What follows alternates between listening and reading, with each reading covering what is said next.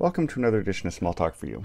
This morning I wanted to go through two very small, simple things in VisualWorks that, from my experience in the last two contracts I've had, kind of a surprising number of people aren't aware are there.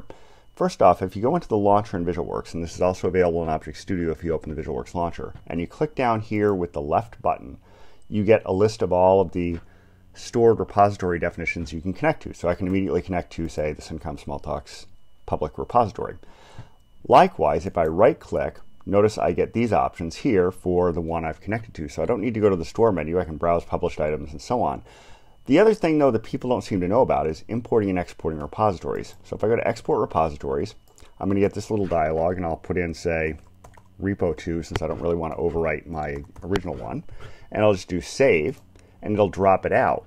And then I can import that using the import function into a new image. So if I bring up a visual.im and I build it up from base, I can import that in. And of course, if I'm building that up from a script, I can import that through programmatic code just as easily as I can through that menu item.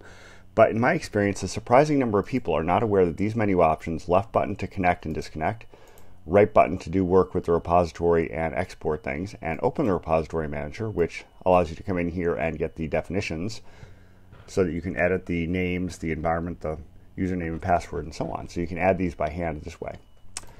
So that's about it for today. Until next time, have fun with whatever Smalltalk you're using.